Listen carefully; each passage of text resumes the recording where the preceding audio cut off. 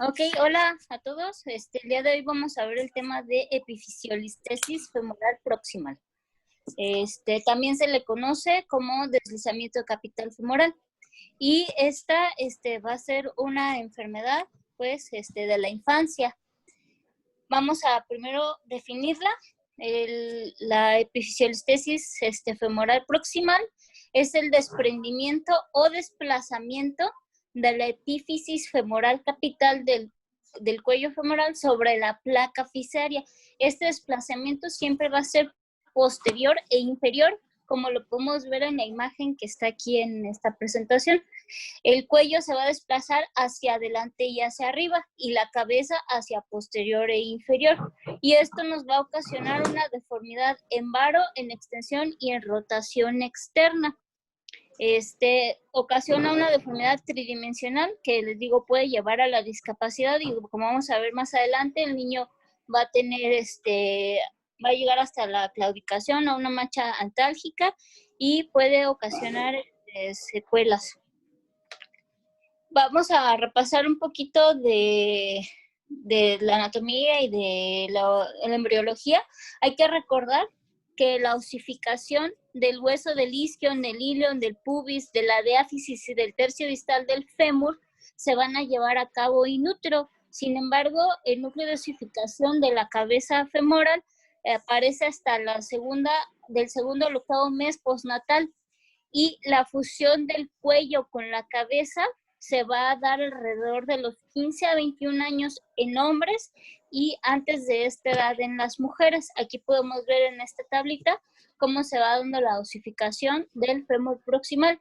Entonces, esto es lo que va a darle la importancia a esta enfermedad y el por qué se va a encontrar en estas edades, como se menciona aquí, 15 a 21 años en estos pacientes. ¿Vale?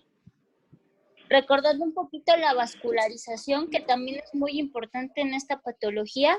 La cabeza femoral va a estar irrigada por el ligamento redondo en un porcentaje mínimo por los vasos epifisiarios y transepifisiarios.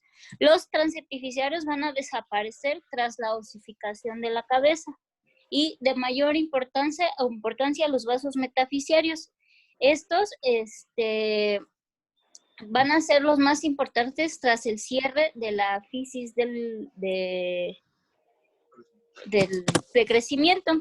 Entonces va a haber dos anillos anastomóticos importantes que van a ser las arterias circunflejas medial y lateral, y estos van a ser los que le van a otorgar la mayor irrigación a la cabeza femoral.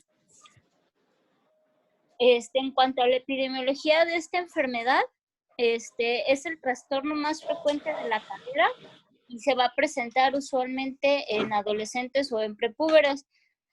Representa uno de cada 50,000 y es más frecuente en pacientes obesos y en varones. Y se afecta con más frecuencia la cadera izquierda. La incidencia de estos pacientes marcan una edad desde los 10 a los 16 años, siendo más frecuentes o teniendo una media de edad en los niños de 12 a 13 años y en las niñas de 11 años. Hasta un cuarto de los pacientes mencionan van a ser bilaterales al momento de diagnóstico. Usualmente son hasta un 80% unilaterales. Sin embargo, hasta un porcentaje de 10 a 60% siendo bilaterales.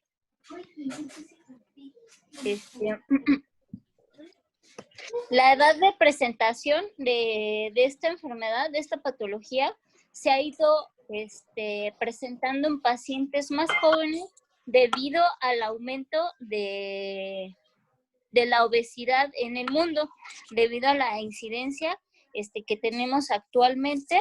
Entonces se presentan niños más jóvenes. Ahorita vamos a ver por qué.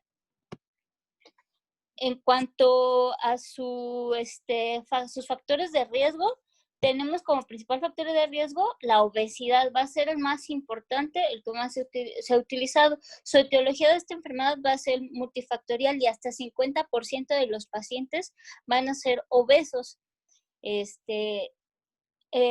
algunas alteraciones endocrinológicas como el hipotiroidismo, el hipopituitarismo, el hipogonadismo y la osteodistrofia renal se van a ver en este tipo de pacientes.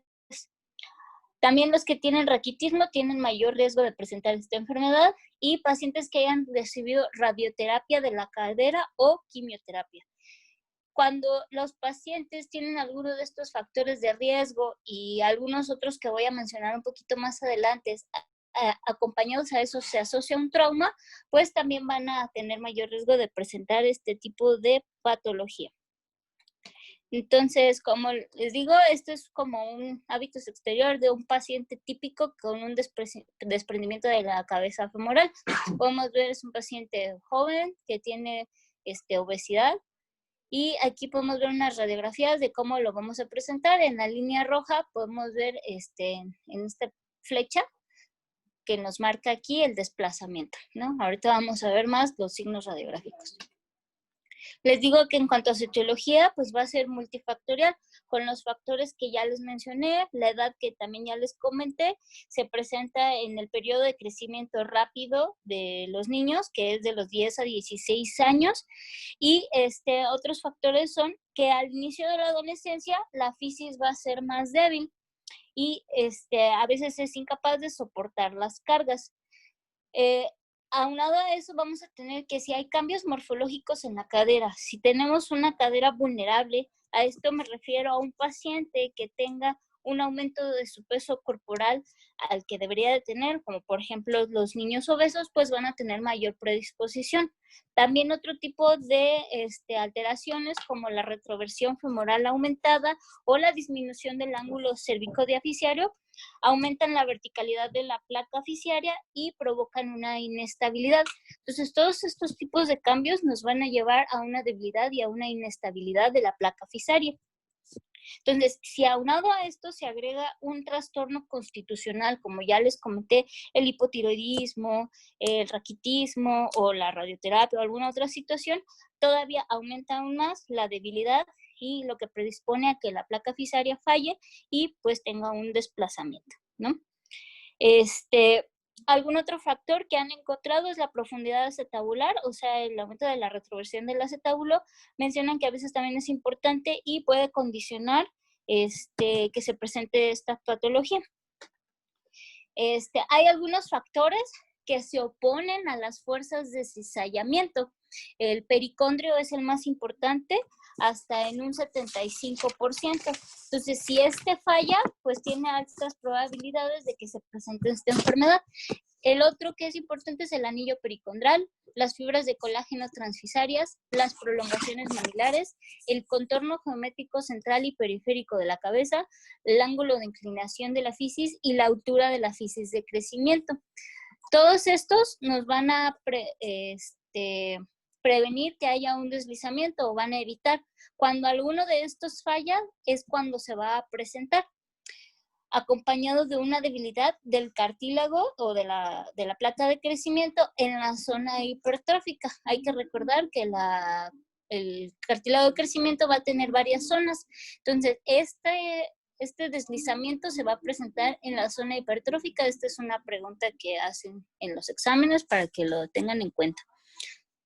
Entonces, usualmente la causa más importante de un deslizamiento va a ser una causa mecánica cuando las fuerzas de cizallamiento superan a las fuerzas, a la resistencia y a estos factores que se oponen a estas fuerzas que ya les comenté. Recordando, la más importante va a ser el pericondrio.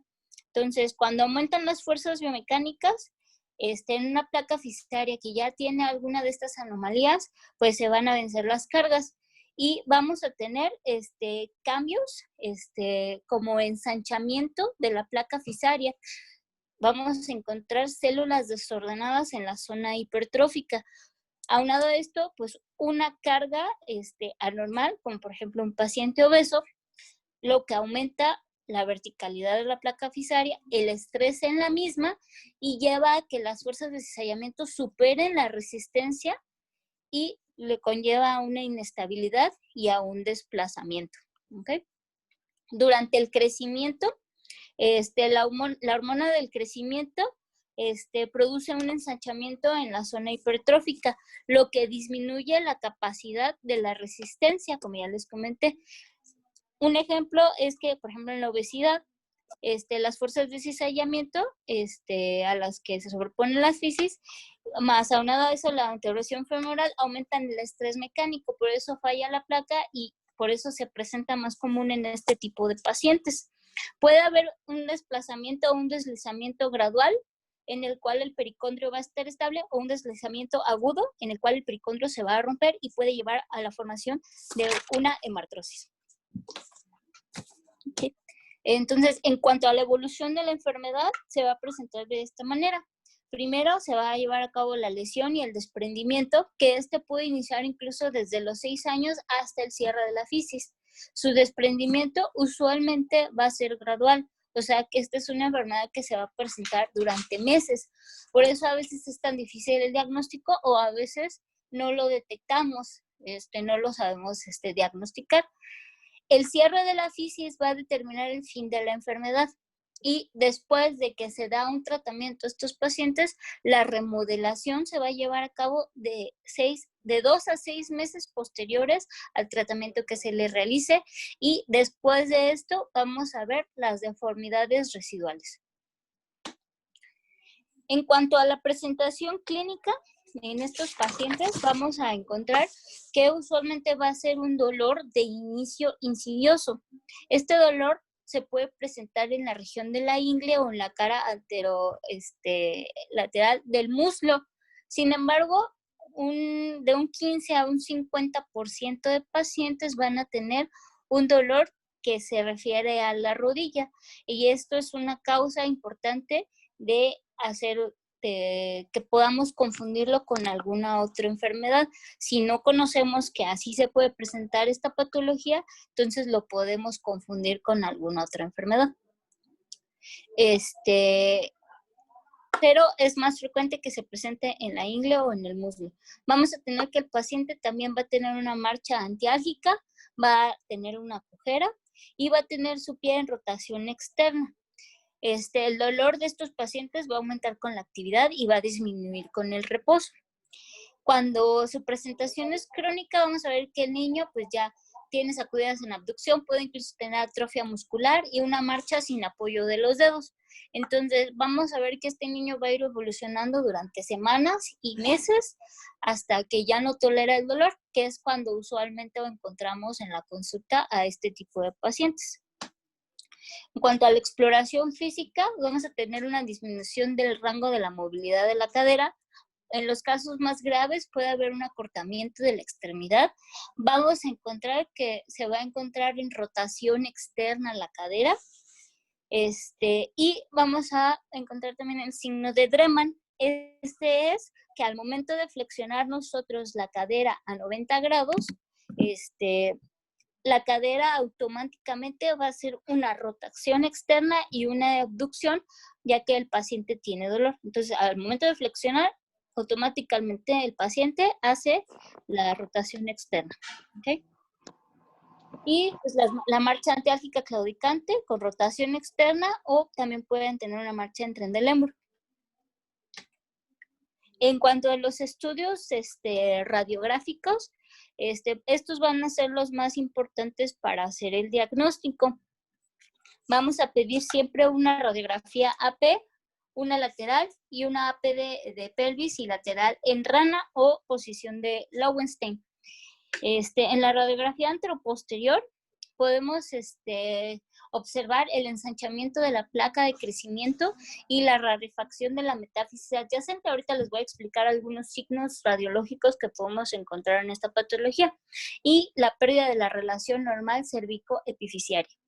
En una radiografía lateral de pelvis en rana, esta nos va a ayudar a diagnosticar deslizamientos más leves o predeslizamientos, ya que aquí podemos observar la desviación hacia posterior de la cabeza del fémur.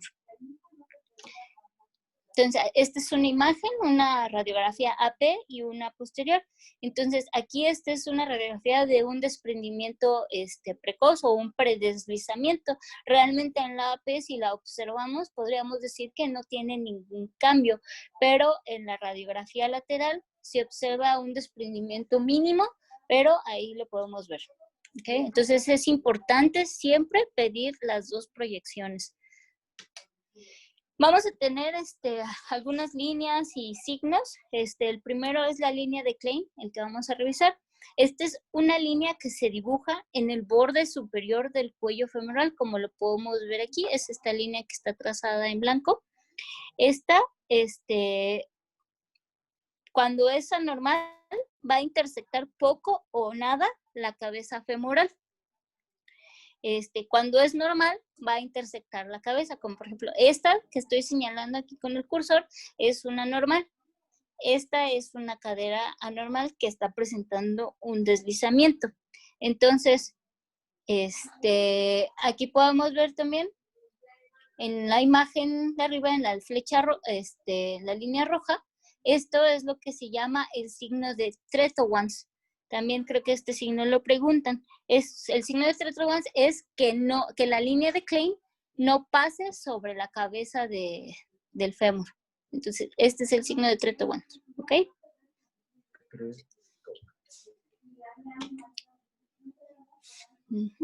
Y esta es una radiografía de una niña de 10 años con una epifisiolistesis de la cabeza femoral de la cadera izquierda. En la radiografía anteroposterior, podemos ver que la línea de Klein atraviesa ambas cabezas, lo que podríamos decir, está normal. Pero en la posición de rana, vemos que tiene un deslizamiento del lado izquierdo. Entonces, como les digo, siempre es importante realizar AP y lateral y AP y lateral en rana. Entonces, siempre hay que hacer las mediciones en ambas radiografías.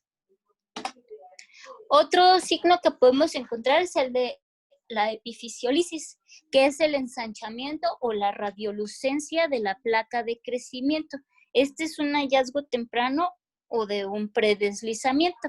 Y es esta parte que está marcada aquí con las flechitas negras que podemos observar. Entonces, a veces la verdad es que es un poco difícil, pero aquí yo creo que sí está muy claro. Podemos observar cómo en la cadera contralateral se observa menos ensanchada la fisis a comparación de la cadera que está afectada en esta radiografía. Otro signo es el signo de Still o el signo de la blancura de Still, que es una zona semilunar en la región metafisiaria por una sobreposición de la metáfisis con la epífisis que está desplazada posteriormente. Aquí se va a observar una hiperintensidad sobre la metáfisis próxima. Este es el signo de Still, que está remarcando aquí, y acá lo podemos ver también. ¿Okay? Otro estudio que podemos utilizar es la resonancia magnética.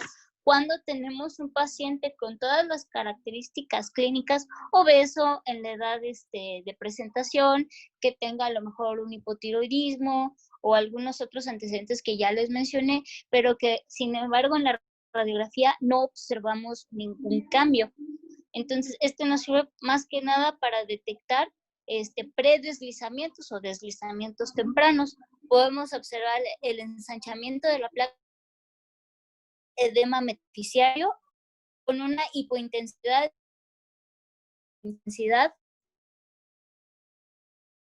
algo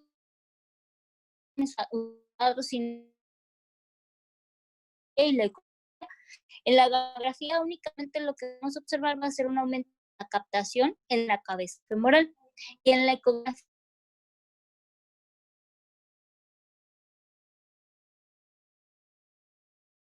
aguda, crónica o en aguda crónica.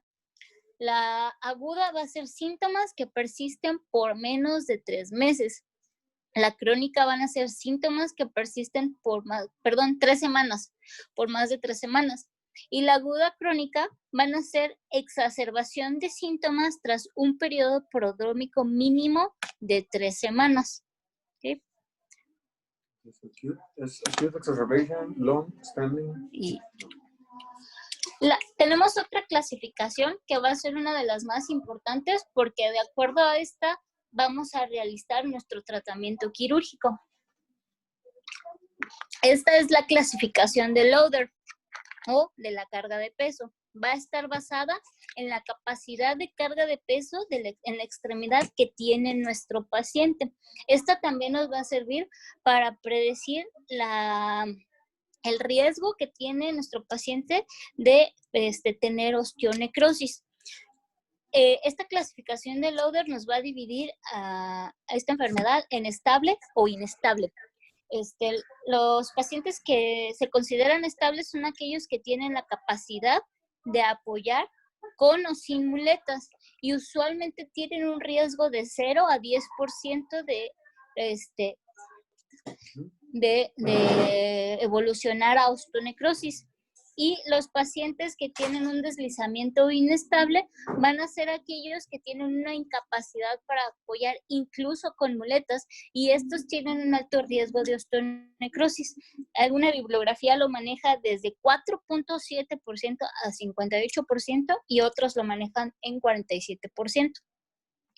Entonces, esta parte de ayudarnos para hacer para otorgarles el tratamiento a nuestros pacientes, pues nos va a predecir el pronóstico riesgo de que nuestro paciente haga osteonecrosis.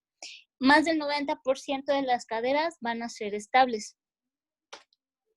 La otra clasificación va a ser por el grado de desplazamiento. Vamos a tener 3 grados. Va a ser estos grados de desplazamiento van a ser en relación a la anchura de la metáfisis del cuello en una radiografía AP o lateral. Vamos a tener un grado 1 de 0 a 33% de deslizamiento, el grado 2 de 34 a 50% y el grado 3 más de 50% de desplazamiento. Lo podemos observar aquí en la imagen, en el esquema que les acabo de mostrar. Entonces va a ser leve, moderado y grave. Y esto les digo, lo podemos medir en una radiografía anteroposterior o una lateral. Y aquí tenemos otro esquema, las líneas negras lo señalan en qué grado vamos a encontrarlo. Aquí el grado 1 lo marcan como el grado 0 o sin desplazamiento, el 2 sería el 1, el 3 el 2 y el 4 el tercero. Y la otra clasificación va a ser la clasificación de Sudwick. Esta mide el ángulo de la cabeza fémur-diáfisis. Toma una línea que se traza entre la fisis femoral proximal y la diáfisis en una radiografía lateral. También se puede medir en una radiografía anteroposterior en rana. Igual va a ser leve, menos de 30 grados, moderado de 30 a 50 grados y severo más de 50 grados. Entonces, este ángulo lo debemos de medir en las dos caderas para hacer una diferenciación y ver que la otra no esté afectada. Si las dos caderas se encuentran afectadas, se usa como ángulo de referencia 145 grados y una diferencia de 10 representaría la cadera que no está afectada. Entonces aquí podemos ver cómo se hace, se traza una línea en la diáfisis y otra que va hacia el cuello femoral. Entonces se deben de comparar y la diferencia en los ángulos es lo que nos daría el grado de desplazamiento. Ok, en cuanto al tratamiento, el tratamiento en estos pacientes es 100% quirúrgico. No hay otro tipo de tratamiento, no hay otra solución para estos pacientes. ¿Por qué? Porque tienen alto riesgo de que si se desplaza completamente, pues van a tener altas complicaciones, osteonecrosis, artrosis, etc. Entonces, el tratamiento es quirúrgico con el fin de frenar la progresión del desplazamiento. El tratamiento más utilizado es la fijación percutánea in situ con un tornillo. Usualmente, a estos pacientes, cuando nosotros detectamos un deslizamiento capital femoral, lo debemos de tratar como una urgencia, sobre todo si es un deslizamiento inestable. Algunos autores refieren si se debe de fijar en las 24 horas posteriores al haber realizado el diagnóstico, por el hecho de que tienen altos riesgos de complicaciones. Entonces, cuando diagnosticamos un paciente, tenemos que ingresar al paciente inmediatamente. Obviamente, quitarle el apoyo, el paciente tiene que estar en un reposo total, hospitalizarlo, prepararlo para operar, tomar los estudios pertinentes, determinar si es una cadera, un deslizamiento estable o inestable y pues operarlo lo más pronto posible. Entonces, cuando hay una discrepancia ahí entre autores si se deben de utilizar 1 o 2 tornillos canulados. Pero más que nada lo encontré es que el uso de 2 tornillos va a ser para pacientes que tienen deslizamientos inestables. Para los que tienen un deslizamiento estable, va a ser con un solo tornillo. Sin embargo, por ejemplo, aquí el doctor Mora, a todos los niños que ha operado de deslizamientos, siempre les pone 2 tornillos. Les digo, la afectación se va a realizar bajo fluoroscopía y se utilizan tornillos canulados de 6.5 milímetros con una rosca completa. Entonces, les digo, es importante estabilizar la fisis para evitar la progresión del deslizamiento. Es muy importante en esta enfermedad no realizar una reducción forzada. Usualmente con un poquito de abducción y con posicionar al paciente para realizar el procedimiento, se va a reducir la cadera y podemos otorgarle el tratamiento al paciente. Si se trata de reducir de manera forzada, se aumenta el riesgo de osteonecrosis. Entonces hay que evitar manipular agresivamente esta cadera, así como cuando les jalamos para reducir las transtrocantéricas o eso. No hay que hacer esto en esta patología. Es muy sutil el momento de realizar la reducción. Les digo, en las caderas que son estables, usualmente un tornillo es suficiente y disminuye el riesgo de osteonecrosis en comparación con el uso de múltiples tornillos. Entonces, un tornillo es suficiente para los deslizamientos estables. ¿Cómo se va a insertar el tornillo? Se realiza en la superficie anterior del fémur y se debe de atravesar perpendicular a la fisis para entrar en la porción central de la cabeza femoral. Se toman rayos X, AP y laterales y el tornillo tiene que estar colocado centro-centro. ¿Sale? Entonces aquí podemos ver en esta imagen cómo se entra por la superficie anterior del fémur proximal. ¿Okay? No se debe de iniciar medial a la línea intertrocanteria porque esto puede ocasionar un pinzamiento posterior o con el al hacer la flexión del tornillo. Entonces, les digo, es muy importante lo de la reducción. Es ligera abducción nada más. Y aquí podemos ver, obviamente siempre tenemos que usar fluoroscopía, siempre tenemos que estar tomando el control. Es importante verificar que el tornillo no pase más allá de 5 milímetros del hueso subcondral. Esa es la distancia que debe de tener porque si no tiene alto riesgo de que se llegue hasta la articulación y posteriormente ocasionar condrolisis. El tornillo también es importante, algunos autores mencionan que debe de pasar 3 roscas, otro 4 roscas, otros 5 roscas. No dice que tiene que pasarlo todo, no, solo de 3 a 5 roscas deben de atravesar la fisis, porque si pasas más roscas tiene un riesgo de que se desplace hasta el cartílago, y si pasas menos de estas, tienes un aumento del riesgo de la progresión del desplazamiento. En las caderas que son inestables, aquí tenemos cómo se va a realizar. Es como cuando se coloca un DHS también, con un pin bajo fluoroscopía, vamos a marcar el sitio hasta encontrar el lugar adecuado para la colocación. Y mediante fluoroscopía pues se marca el trayecto que queremos. Como ya les comenté, va a ser en la superficie anterior del fémur proximal. Aquí tenemos la imagen de cómo se debe de dirigir. Entonces, ya que tengamos la posición que queremos, pues ahora sí hacemos una pequeña incisión nada más para poder pasar nuestro pin y poder pasar nuestra broca. ¿Ok? Entonces, a veces dice que si la cadera es inestable, entonces podemos colocar 2 tornillos para darle estabilidad rotacional. Entonces, se mide la longitud del tornillo y se coloca, como les digo, un tornillo de 6.5 milímetros que atraviesen 3 a 5 roscas la fisis y que se quede a una distancia de la punta del tornillo al hueso subcondral de menos de 5 milímetros, ¿ok? Entonces, en cuanto a los tratamientos, al cuidado posquirúrgico, en las caderas estables, estas pueden apoyar posterior a la fijación y esto es a tolerancia. En las caderas inestables, se prefiere realizar un apoyo parcial por 6 semanas.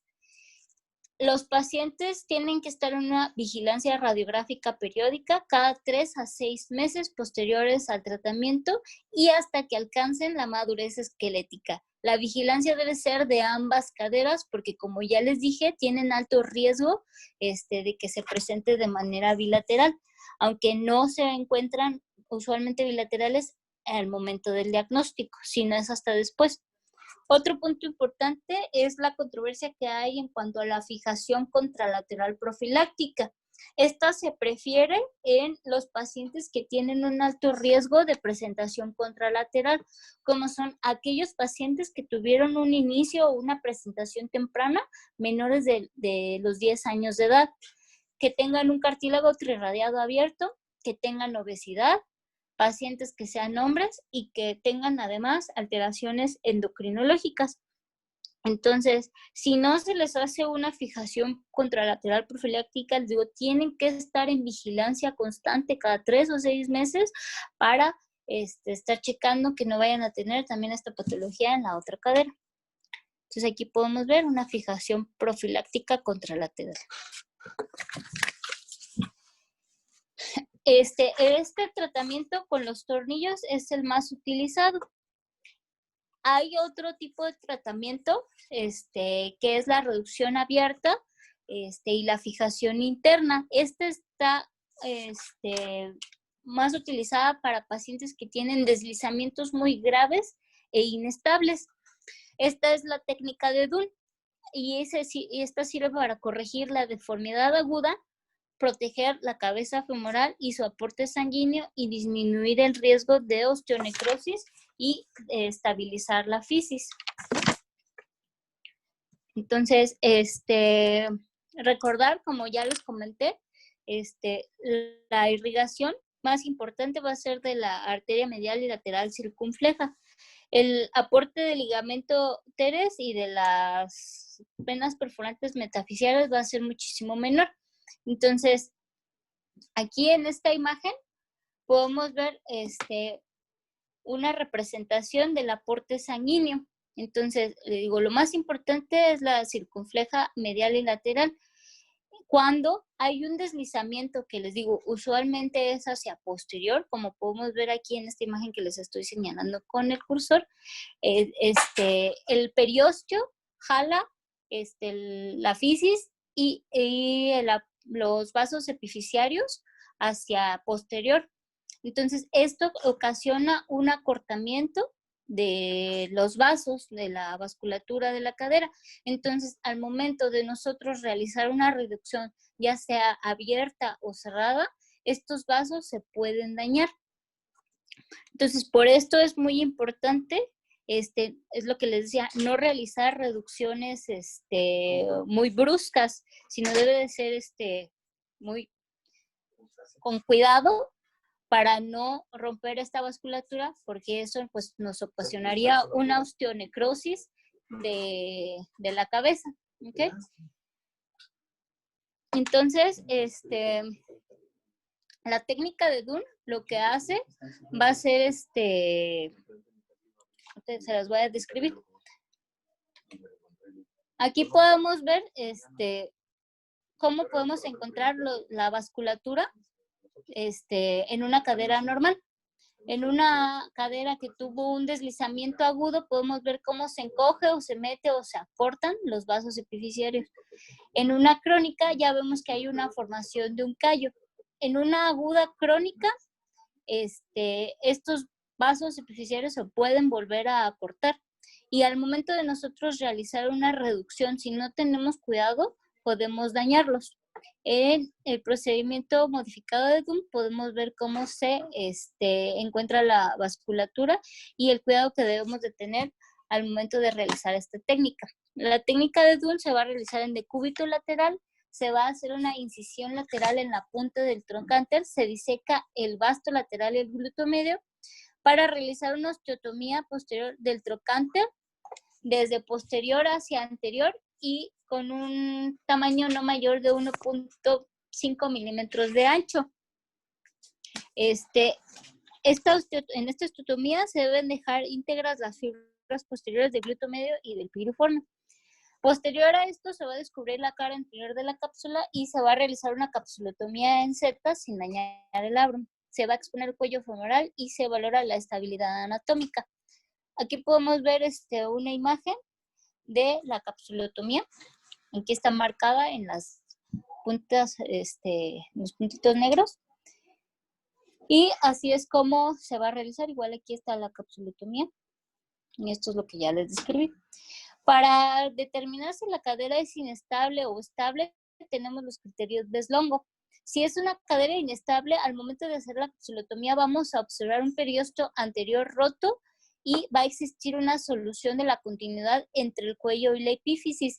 Y este segmento va a ser móvil. Cuando la cadera va a ser parcialmente inestable, vamos a tener un periósteo anterior que se va a encontrar indemne, pero al seccionarlo, una maniobra mínima va a provocar la solución de continuidad entre el cuello y la epífisis. Cuando es una cadera estable, el periósteo va a estar sin lesión y al seccionarlo, la solución de la continuidad entre el cuello y la epífisis no se va a encontrar y la única posibilidad de separarlos es mediante una osteotomía. Entonces aquí podemos ver en la primera imagen es una cadera estable donde el periósteo está intacto y no hay separación entre la fisis y el cuello. En la C va a ser una cadera inestable en la cual se encuentra totalmente separado. Aquí, sin embargo, ya lo fijaron con unos clavillos de Kirchner. Si hay una inestabilidad, les digo, se va a fijar con clavillos de Kirchner antes de luxar la cadera para evitar el estiramiento o el daño de la vasculatura. Posterior a esto, se luxa la cadera hacia adelante y se va a seccionar el ligamento redondo. Se va a comprobar la vitalidad de la cabeza, se puede hacer con una aguja o mediante una perforación, y si sangra, eso es un buen signo. Si de posterior a esto se va a valorar el estado del cartílago articular del acetábulo, de la epífisis y del ánfrum. Posterior a eso se realiza un colgajo. El colgajo va a estar compuesto por periósteo con los vasos retinaculares, con la rama medial de la circunfleja, con la parte posterior de la cápsula y con el extremo superior del trocánter. Entonces se realiza este colgajo del periósteo en su parte posterior hasta el lecho del trocánter y hacia la placa del crecimiento. Posterior se libera todo el periósteo de la circunferencia del cuello y se procede a realizar la remodelación del cuello. Esto se puede hacer con rimas o con gubias, etc.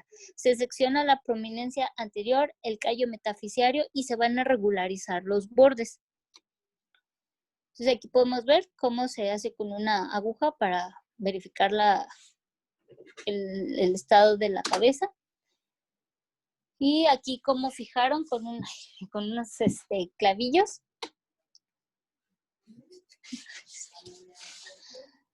Después de esto se retira la estabilización transitoria con los clavillos en caso de haberse utilizado. Se va a eliminar la fisis residual sin estirar o traccionar más los vasos del retináculo. Se reduce la cabeza femoral y se reposiciona en el cuello. Se va a fijar con un clavillo roscado anterógrado y se revisa la vascularización de la cabeza.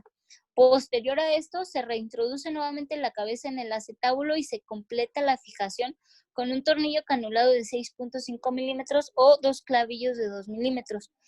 En este momento se comprueba la adecuada reducción mediante fluoroscopía y el colgajo que se realizó se puede fijar con un tornillo de 2.7 milímetros o mediante suturas. Posterior a esto, la tapa de la osteotomía que realizamos al inicio del trocánter se va a fijar con 2 o 3 tornillos de 3.5 milímetros y se puede realizar un avance del trocánter en caso de ser necesario. Entonces, así es como quedaría al final este tipo de, esta técnica de DUN. En cuanto a los cuidados postquirúrgicos de estos pacientes a los que se les realizó la técnica de DUN, a los 7 días puede iniciar movimientos en cama, a los 15 se inicia la fisioterapia y a los 45 días, dependiendo de las radiografías, de la formación del callo, de la consolidación, podemos empezar la descarga parcial con el uso de muletas. Y a los 60 días, si no hay ninguna complicación, podemos empezar el apoyo total sin muletas. En cuanto a los cuidados postquirúrgicos de todos los pacientes que se operan por un deslizamiento capital femoral, el apoyo parcial con el uso de muletas por 6 semanas. Hay que tener un seguimiento radiográfico, como ya les comenté, para descartar la enfermedad contralateral. En caso de que la tengamos, darles un tratamiento temprano y oportuno y descartar que tengan una osteonecrosis, así como una identificación temprana de las deformidades residuales. También es importante que si nuestro paciente es obeso, pues haya una disminución del peso, ¿no? En cuanto a las complicaciones más frecuentes, vamos a tener la osteonecrosis. La osteonecrosis, esta se va a presentar más frecuente en los pacientes que tuvieron un deslizamiento inestable y se pueden ver ocasionados por la implantación inadecuada del tornillo en la parte posterior y superior del cuello femoral. Cuando se les hace una fijación in situ, el riesgo de osteonecrosis puede ser de hasta de 43% en comparación con un 29% en las caderas inestables. Sin embargo, el riesgo de osteonecrosis en las caderas estables va hasta 0 con una fijación in situ, y si se fijan caderas estables con el procedimiento de DUN, pueden tener hasta un 20% de osteonecrosis. Otra complicación frecuente es la condrolisis. Esta se presenta hasta en un 0 a 2%, y esto es ocasionado por que pusimos el tornillo en una posición intraarticular. Esta se va a presentar con rigidez de la cadera y pérdida de la movilidad. En cuanto a la progresión del deslizamiento, también esta es otra complicación y se presenta desde el 1 al 2%. Esta se presenta a pesar de la fijación en pacientes que tienen una edad de presentación más temprana, pacientes menores de 10 años, y en pacientes que tengan alguna endocrinopatía. Y también existe el riesgo de fractura, que aumenta con el riesgo a través de un abordaje de la cortical externa o distal al trocánter menor. El riesgo de que se presente contralateralmente en los 18 meses postquirúrgicos va a ser de hasta 60% y aumenta hasta 90% si el paciente tiene una alteración metabólica. Entonces, aquí en esta imagen podemos ver en la primera foto una resonancia magnética de una necrosis de la cabeza.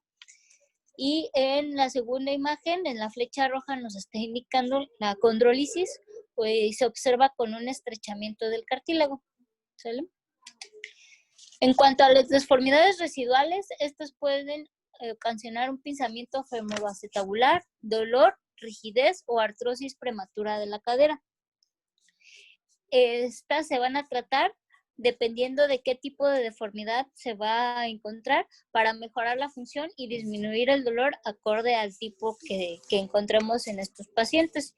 Y usualmente estas se tratan con osteotomías, y les digo, dependerá del tipo de deformidad que haya presentado nuestro paciente posterior a la remodelación, que ya les dije, la remodelación va a ser de 2 a 6 meses. Y otra de las complicaciones más frecuentes pues es la artrosis. A mayor deformidad, aumenta el riesgo de artrosis. También aumenta el riesgo de artrosis si la enfermedad se presenta en un paciente con una edad más temprana. Si tuvo o hizo necrosis avascular o si tuvo condrolisis, también tiene un mayor riesgo de presentar artrosis. Y pues ya sería todo.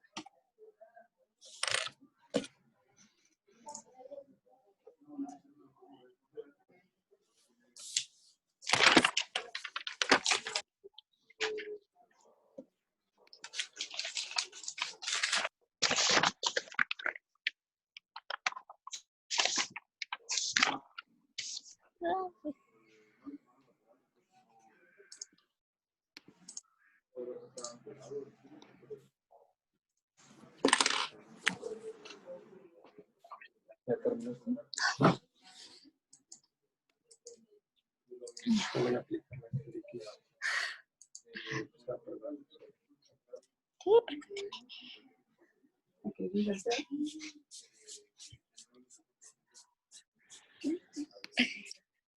Bien, excelente, como siempre. Obvio, claro. Ese tema es importante. Yo creo que estuvo completo tu tema, muy completo. No está muy largo, pero pues creo que abordamos lo más importante, ¿no? Sí, incluso, ya lo que les iba a comentar, este tema se los van a preguntar en los exámenes de todos lados, incluyendo el del consejo para ti, Luis y Angie. De ahí fácil, no sé, entre 8 y 10 preguntas de todo lo que comentó, y todo lo comentó Rubí, creo que bien. Pues no sé, Espíndola, ¿tienes alguna opinión?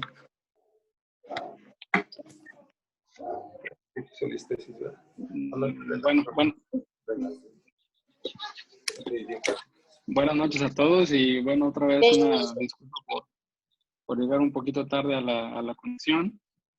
Ya me dijo ahorita Eduardo a qué hora hay que conectarse. Me quedé con la idea de la vez anterior. Bueno, no alcancé a ver toda tu plática, pero creo que básicamente pues se comentaron todos los puntos. Pues yo le he dicho a Dardo, de hecho ya de antemano, que me parece que da unas clases bastante buenas y eso pues está muy bien. Pues no, nada más ahí creo que pues en los detalles ya con los pacientes, ¿no? Explicarles sobre todo que son los que de repente cuando vas a hacer este tipo de procedimientos pues tienen algunas dudas y bueno, pues a nivel radiológico sí observar muy bien la radiografía. A veces son pequeños detalles que se pueden pasar desapercibidos y bueno, y sí es importante. No me ha tocado recientemente ver uno así en agudo. Los pacientes que he visto en el hospital pues vienen trasladados de otros estados y bueno, sí, a veces sí ya tienen alrededor de por lo menos más de 2 meses de evolución, entonces hay que estar y de la evolución, comentarles que siempre también habrá, digamos, secuelas que puede dejar, pues es el acortamiento de la extremidad, porque sí hay un acortamiento de la extremidad, a veces no es tan grave y lo puedes compensar con una darles, porque al final del día, a pesar de que tú hagas tu reducción gentil y coloques ya sean los tornillos o a veces los clavos shanks, que de repente todavía se pueden utilizar, dependiendo de dónde estés y qué tengas a disposición para hacerlo, pero todavía se siguen utilizando. Bueno, pues nada más comentar eso. Y bueno, yo soy de la idea de que sí, efectivamente hay nada más puntos de vista entre si pones uno o dos, no más de dos, yo no recomiendo más de dos. Y de hecho soy muy de la idea de que con uno te queda fijo, no, ya no estés buscando más, porque vuelvo a repetir, a veces el paciente, dependiendo del tiempo de evolución, pues si tú entre más manipules y más estés pasando la cuestión con lo que lo vas a fijar, pues podemos ahí dañar un poco más esa cadera, ¿no? Sí, sus reducciones siempre hacerlas gentilmente, ir observando ustedes en el microscopio cómo observan y todo, ¿no? Para hacer la fijación, entrar un poquito, así como hicieron el marcaje para colocar la guía del tornillo y todo eso, pues a veces sí nada más como tip, generalmente a veces hay irse un poquito anterior, para poder entrar bien hacer bien la fijación.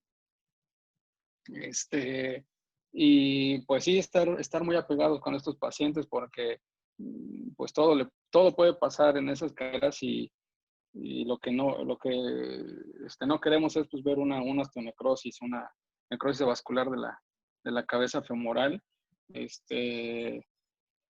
Me ha tocado ver 2 o 3 casos con osteonecrosis con la necrosis vascular de la cabeza femoral. Una de ellas sí ya creo que venía de León, Guanajuato y prácticamente ya no tenía cabeza, solamente tenía ahí los tornillos y tenía como 3 tornillos. Y otra paciente que, bueno, que afortunadamente se pudo hacer una artrodiastasis, hicimos una miotomía, tenotomía y colocamos un fijador para hacer una artrodiastasis y pues darle sobrevida a esa cadera. Y procedimientos, pues sí, he visto, he estado en los procedimientos no común y bueno, a veces ahí nos apoyamos con alguien más, sobre todo cirujano articular o algo así, pues para que también nos vaya ayudando a hacer la osteotomías y estos que a veces pues sí, hay que hacerlo también con cuidado. De hecho, eh,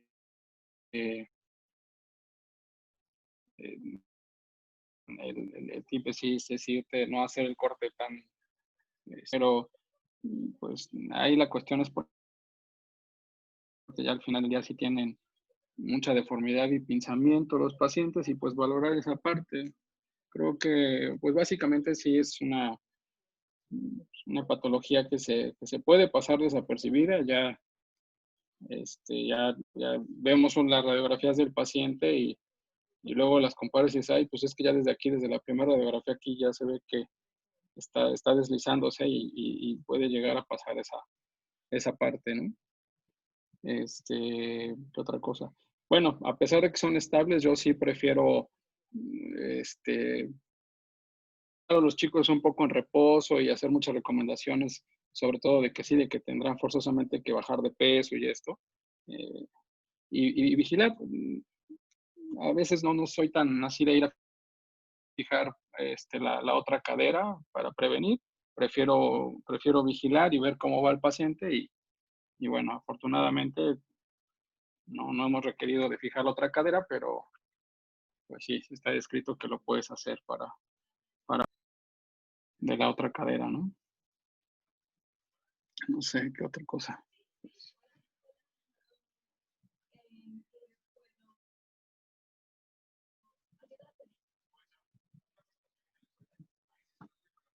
No sé si tengan alguna otra duda, comentario. No sé, el doctor Ugalde, el doctor Hernández, que están por ahí acompañando, algún comentario. En las secuelas, en niños, bueno, no niños, ya en adolescentes o jóvenes, ¿qué experiencia tienen ya en manejar alguna de esas secuelas ya, obviamente de las más inhabilitantes, en ponerles prótesis de cadera? La que gusten, una metafisiaria, tal vez una de superficie, ¿sí? Estoy muy allá del tratamiento, ¿sí? No estoy hablando propiamente del padecimiento que se tocó, sino de las secuelas. Si alguien, no sé tú, Antonio, ¿en qué pacientes más jóvenes has puesto prótesis? El más joven yo creo que tiene como 28 años, doctor. Pero no fue por DDC. Yo creo que incluso ellos tolerarían más. Digo, no fue por deslizamiento femoral capital. Este, por este tipo de padecimiento no he puesto un paciente. Yo puse una metafisiaria, una tipo Mayo, en una niña de 18 años.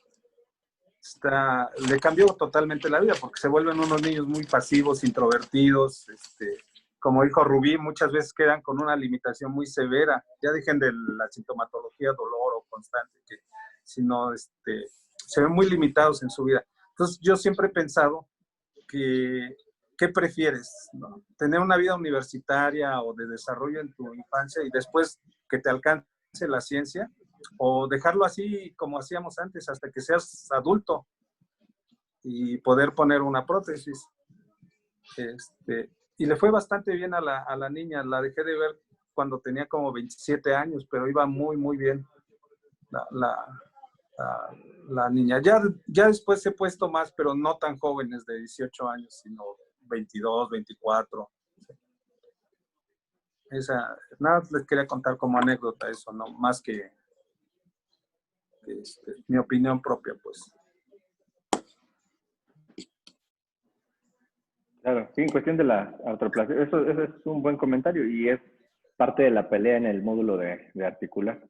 Me volví loco operando pacientes jóvenes, eso comentaba, y porque precisamente se viene con esa escuela de esperar, pero pues realmente no sé esperar a qué. Actualmente, pues la ciencia nos alcanzó, ya hay muchos recambios, o sea, ya se pueden hacer múltiples recambios, entonces yo no veo por qué esperar tanto. Y sí, arruinarle la vida a una persona.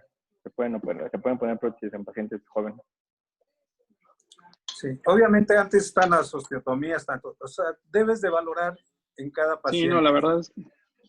Sí, yo le estoy diciendo un caso extraordinario donde la niña que está muy limitada y además ella quería otra cosa más efectiva que esperar una osteotomía a ver si remodelaba.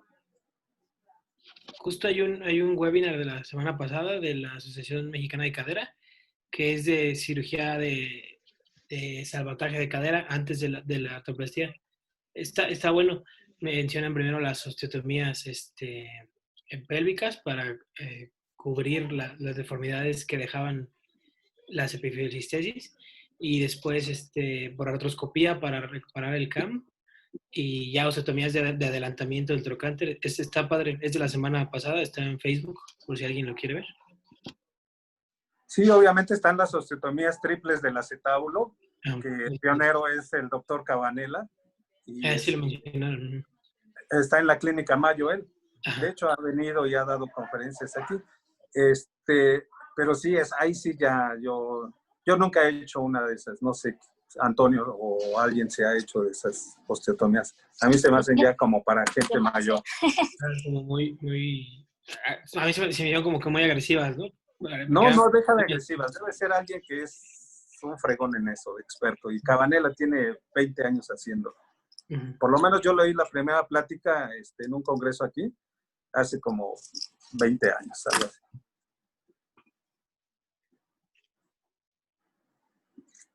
Prepárenme un paciente para el sábado. Sí, bueno, yo no he visto artroplastías en pacientes jóvenes. Me ha tocado en la consulta, sí, una también como de unos, sí, como unos 18, 19 años. Y bueno, en ese momento estaba ahí en la consulta, yo tuve que referirla al 1 de octubre, que ya le habían ofrecido colocarle una prótesis de cadera, de vástago corto y esto, ¿no? Pero, bueno, creo que aquí el punto, lo que más he visto o que me tocó ver fue los procedimientos de Dunn. Sí, me tocó ver procedimientos y el procedimiento modificado de Dunn. Hay que irse con cuidado y, bueno, la osteotomía del trocánter y luego, pues, la fijación. Y sí, la verdad es que, por ejemplo, el doctor Slongo, que ya también tiene muchos años en eso, más de 20 años en eso, bueno, en sus ponencias también, por ejemplo, él refiere que en 140 y tantas caderas que ha tratado con ese procedimiento, creo que ha tenido 3 necrosis avasculares.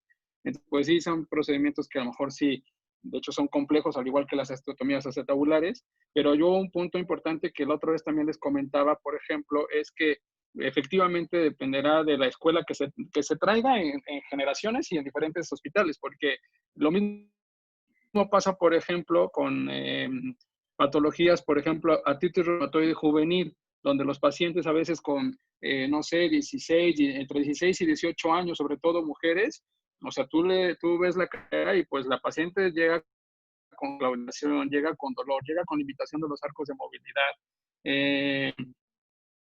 Los estudios de imagen y te muestra pues que ya tiene ahí una coxarosis pues prácticamente ¿no? de una paciente adulta, y son pacientes muy jóvenes, a lo que voy es eso. Y al final del día, pues como parte de manejo, pues que por ejemplo, que van comunes y aparte, porque bueno, pues para eso está, o sea, es el complemento, ¿no? De los demás servicios, en este caso cirugía articular. A los pacientes que yo he visto en el hospital y que de repente se lo comento a alguno de los compañeros de cirugía articular, pues no son tan, digamos, afines a decir, ah, sí, pues vamos a ponerle prótesis de cadera, ¿no?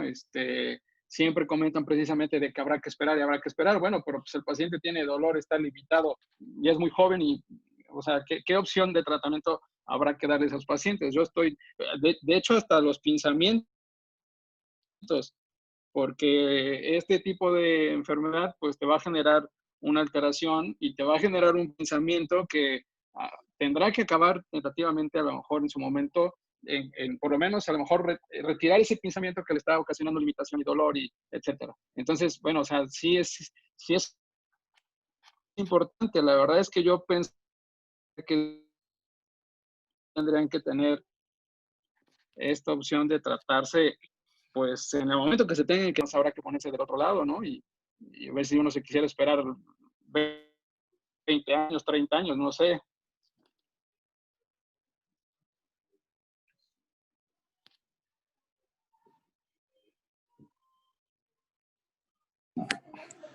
Otro comentario también, ya, como bien dijo Rubí, en estos niños una de las secuelas es la rigidez articular postquirúrgica. A estos niños hay que movilizarlos rápido también. En el posoperatorio inmediato se pueden tratar igual con un aparato de descarga, como se hace en el Calvert-Perles, con el aparato de tallar, no sé si lo conoces, el aparato de descarga de tallar, y los ponen a deambular dentro de sus posibilidades con muletas canadienses y el aparato de descarga de tallar, para que, entre comillas, minimizar un poco la rigidez postquirúrgica que pueda quedar.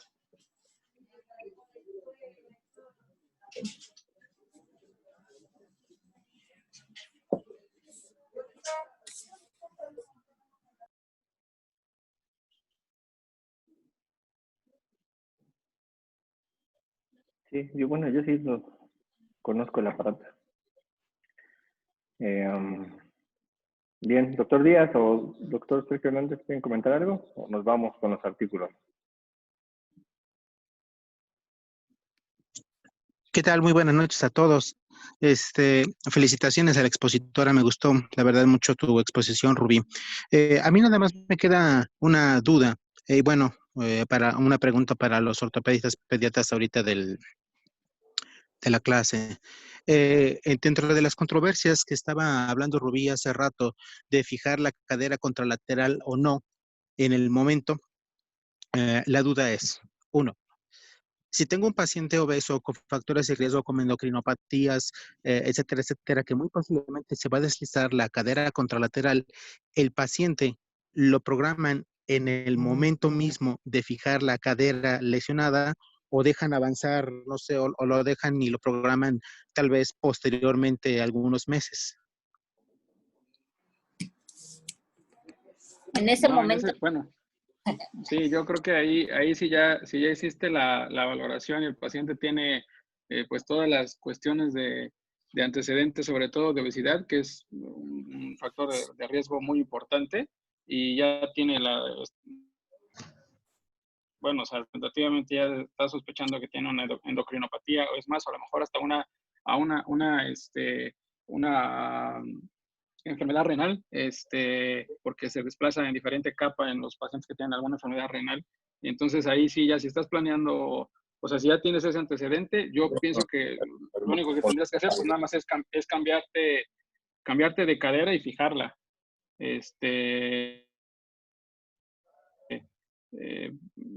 sí, ahí sí creo que sí vale, en ese sentido sí vale la pena, ya con toda esa sospecha, fijarle la otra para prevenir que se deslice. Y en ese momento, bueno, con todo ese antecedente, yo sí lo haría. Pero si es un paciente que a lo mejor fue por un trauma y que en ese momento tomaste la radiografía y bueno, ya para esa edad, pues, digo, o sea, revisar bien que sea porque se esté deslizando y no sea una fractura, pero en ese sentido, pues, si es por un trauma y no tiene antecedente de alguna situación así, pues entonces yo prefería solamente fijar esa cadera que se está deslizando y la otra, pues, darle seguimiento, pero sí en un paciente que ya tiene todo el antecedente, pues sí, entrar a fijar la que está deslizada y a fijar la que está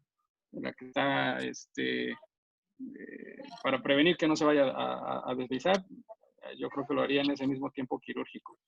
Y yo vuelvo a insistir en esa parte, que aparte fue como algo que de hecho también pues lo vi ahí en el hospital, que pues, la cuestión de fijar, si es con un tornillo y ese tornillo está agarrando y estás viendo que está fija, con uno solo es más que suficiente. Ya la cuestión de poner dos, porque sí efectivamente te va a dar mayor estabilidad, pero con el que te quede mejor, yo a veces eso le digo a los residentes, es que en lo que estamos metiendo y sacas, por ejemplo, una vez me pasó que me volteo con el técnico y le digo, bueno, pues necesito un tornillo de tal longitud.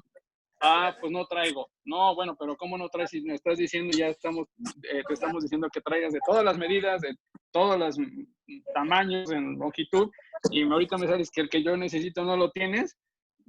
Pues en ese momento tuvimos que ir a Sella a buscar un clavo Chance, y lo que terminamos utilizando fue un clavo Chance que teníamos ahí para poderlo fijar, y solamente pusimos uno.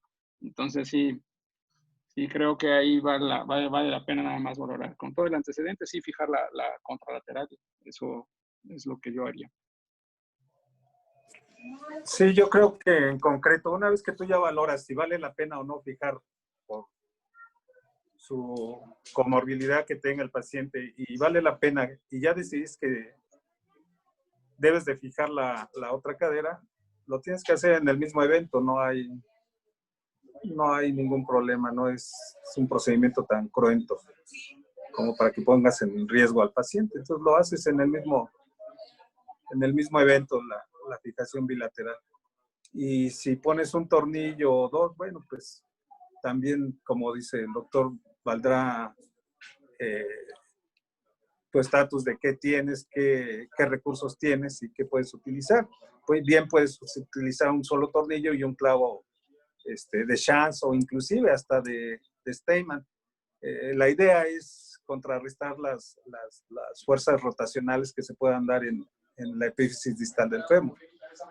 Tú lo valorarás como cirujano en cada evento. Pero sí, la pregunta concreta de Díaz fue que si en ese mismo tiempo se hace, estoy de acuerdo que se haga. Ok, perfecto, muchas gracias.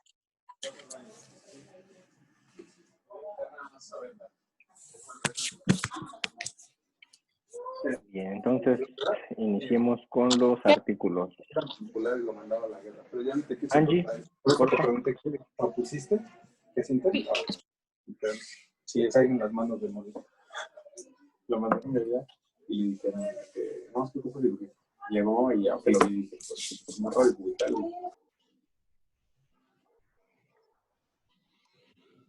Bueno, es un artículo que habla acerca de los diferentes tipos de tratamiento que se ocupan en la epifisiolistesis y el análisis de la evaluación de los pacientes en cómo se han sentido con ese tipo de tratamiento. Y bueno, dentro de los tratamientos ellos dicen que han establecido que hay muchos. Obviamente lo que decía Rubí, que Loder fue el que estableció la definición de cadera estable o inestable, y pues obviamente dentro de los tratamientos que ellos establecieron fue la fijación in situ, la reducción cerrada con una fijación, reducción abierta y osteotomía fisiaria, reducción abierta y fijación interna, y también la reducción abierta con dislocación quirúrgica de Gans. Y bueno, el principio o la finalidad del tratamiento quirúrgico, pues como siempre va a ser la limitación o la restricción de las diferentes complicaciones que se pueden derivar de este tipo de padecimiento, como es la necrosis avascular, la condrolisis, el pinzamiento femoroacetabular y la osteonecrosis. Para llevar a cabo este artículo hicieron la revisión de ciertos artículos. Dentro de ellos encontraron 58 artículos que fueron valorables o importantes para este tipo de estudio, en la cuales también establecen los diferentes tipos de tratamiento que ellos encuentran. Principalmente como los que había dicho, pero también agregan el yeso. Entonces, ellos hablan de que las proporciones de los datos dicotómicos en el tratamiento los proponen como un radio de riesgo con 95% del índice de confianza y una P menor a 0.05. Entonces, los primeros casos que ellos encontraron fueron estos 4 autores en las cuales utilizan el tratamiento a base del yeso con espica. Es algo importante que en uno de los autores encontraron que todas las caderas que ellos trataron eran caderas estables. Un poquito más adelante vamos a ver como tal las complicaciones más elevadas, porque como ya también había dicho Rubí, este manejo de esta patología es netamente quirúrgico, ya que la mayor porcentaje de necrosis avascular se describe con este tratamiento. Posteriormente, la colocación de injerto, en la que también describen que tiene buenos resultados, tiene muy pocas fallas. Dentro de las complicaciones que más se han encontrado son las reoperaciones y algunas infecciones de tejidos blandos. ¿Ok? Pero creo que la reoperación de este tipo de pacientes es lo que más han encontrado, y sobre todo también por el rechazo al material, bueno, al mismo injerto que se le está colocando. La otra es que ellos dicen, por ejemplo, aquí es la fijación y el uso de tornillos, en las que también encuentran un menor índice de necrosis avascular, y pues es un tratamiento quirúrgico que relativamente ellos describen como rápido, ¿ok? A diferencia de otro. Y bueno, dentro de las complicaciones que describen en el artículo, pues va a ser la osteonecrosis, que encontraron en 2.162 caderas de los estudios. Esta la desarrollaron el 5%, aproximadamente 109 de las mismas caderas. Posteriormente, la condrolisis fue encontrada en 108 de 2.071 caderas. Se desarrolla en el 5.2% de los pacientes, y se observa en aquellos pacientes que se les ha colocado injerto también.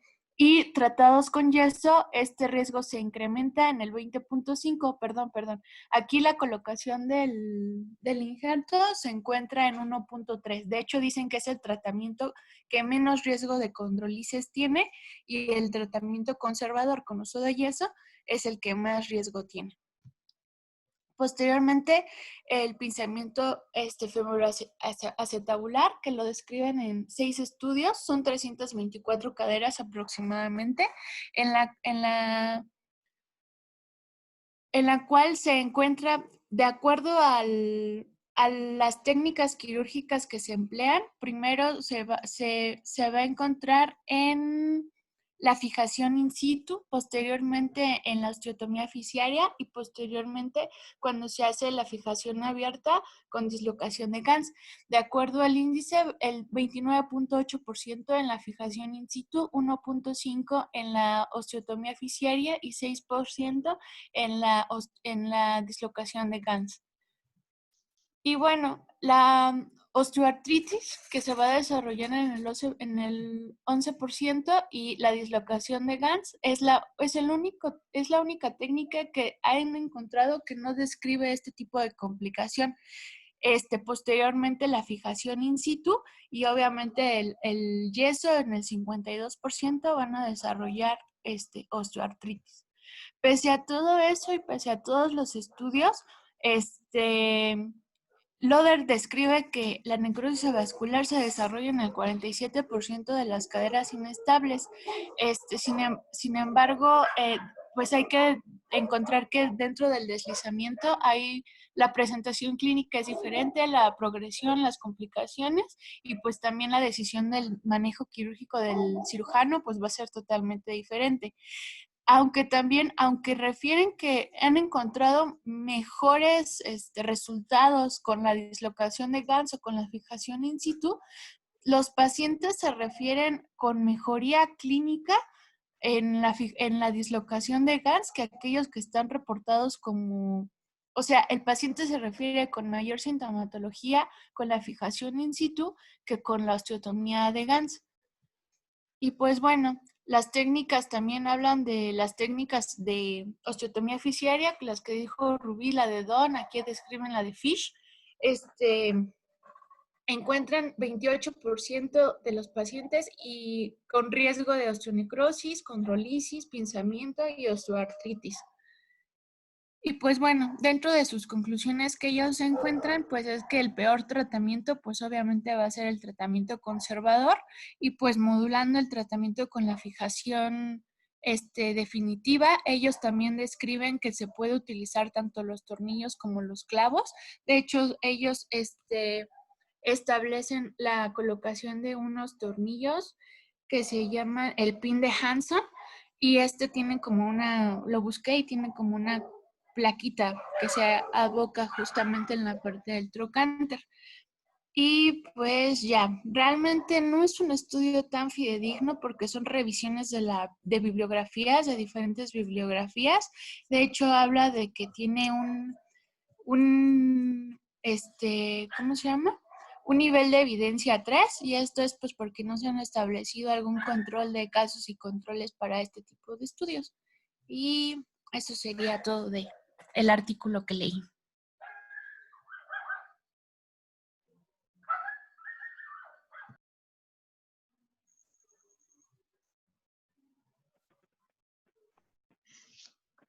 ¿Tienen algún comentario? Doctor Tiberius. Bueno, espérame. Porque lo tengo aquí en la compu. Ahí está. A ver, lo voy a poner. Que no sé si se ven. No, espérame. Lo comparto aquí.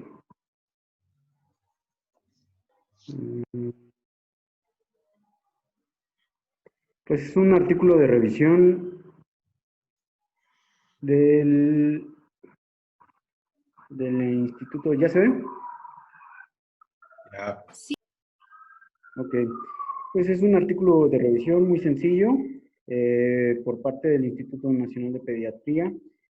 Algunos puntos pues a destacar en este artículo que no sé, que no haya mencionado Rubí, pues son, por ejemplo, pues cosas muy sencillas como, por ejemplo, que el lado afectado o el lado más afectado de la cadera es el lado izquierdo.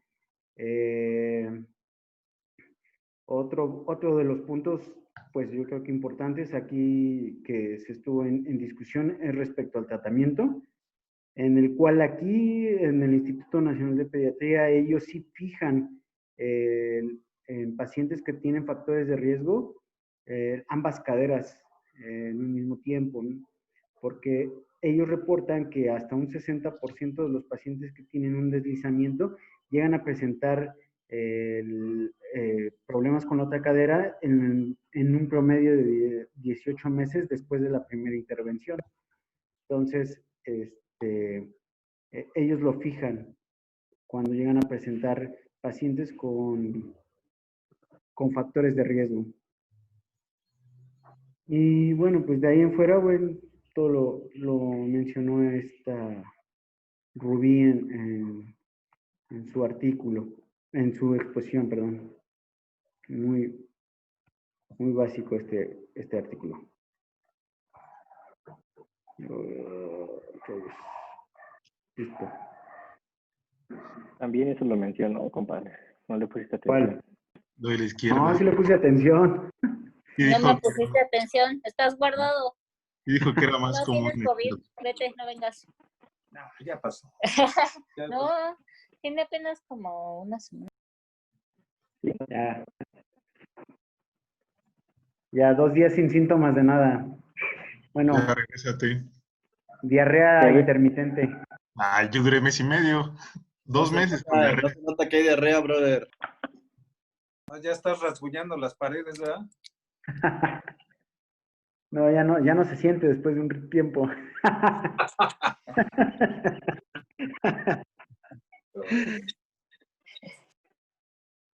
Bien. Mejor Adán, tenerlo que aventarlo.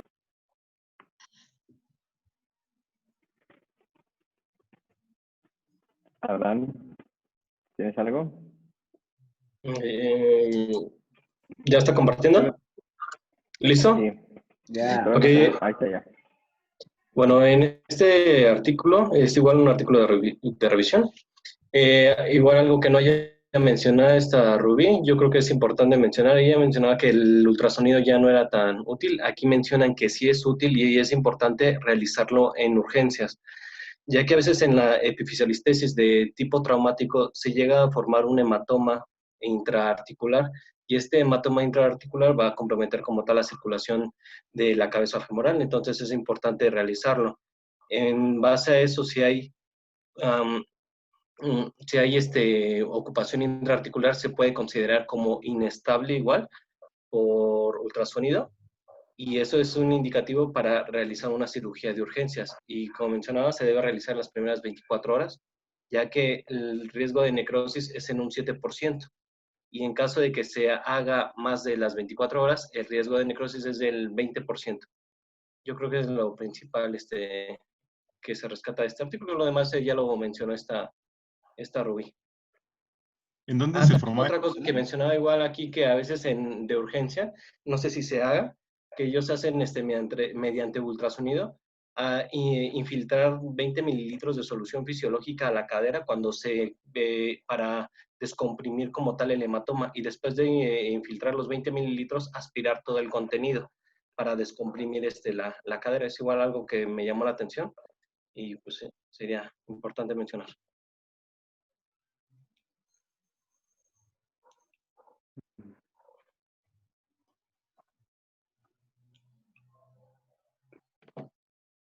¿Cuántos mililitros?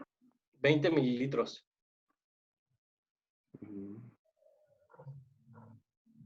Es mucho, ¿no? Pues es Sí, lo que yo creo reportan que aquí se en el comprometería artículo. mucho se compromete mucho la circulación, ¿no? En cuanto O a sea, la pero descompresión del es para hematoma, descomprimir el hematoma. yo chequé que solo se hiciera en caderas inestables y si el cirujano así lo creía conveniente y en el quirófano. Pero no así como tú lo mencionaste, no encontré yo nada al respecto de eso. De hecho, en Y dice que la descompresión del hematoma no se ha visto que tenga relación con la prevención o la disminución del riesgo de osteonecrosis. Tampoco. Ya, eso era lo que iba a comentar.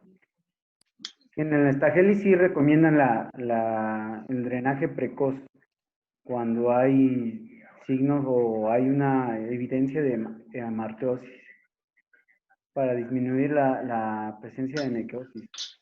Pero bueno, eso lo refiere este libro. Pero ya está muy viejito el Staheli. Sí, ahorita estoy revisando a ver qué comenta y ya qué nos dice en una bibliografía reciente. ¿Cuántos deslizamientos femorales proximales han visto en urgencias? Yo 2. Yo como 4. Una que se presentó de la cadera contralateral, o sea, ya se había tratado, y una niña. ¿Y con cuánto tiempo de evolución llegaron a urgencias? El niño que había sido operado llevaba 2 años de haberse operado. Llegó con claudicación de la extremidad derecha y radiológicamente pues sí tenía muy franco el deslizamiento. De hecho fue este año, hace unos 2 meses yo creo que lo operó el doctor Mora. Y la niña pues estaba muy chica, estaba 11 años, 10 años más o menos. O sea, igual se fijó, pero nada más ella sí no refería un dolor en la rodilla como en la clínica, sino directamente en la ingle. Y pues tenía limitación de la rotación externa del miembro afectado. De la Bueno, niña. Ah, perdón. ¿Sí? no, adelante, adelante.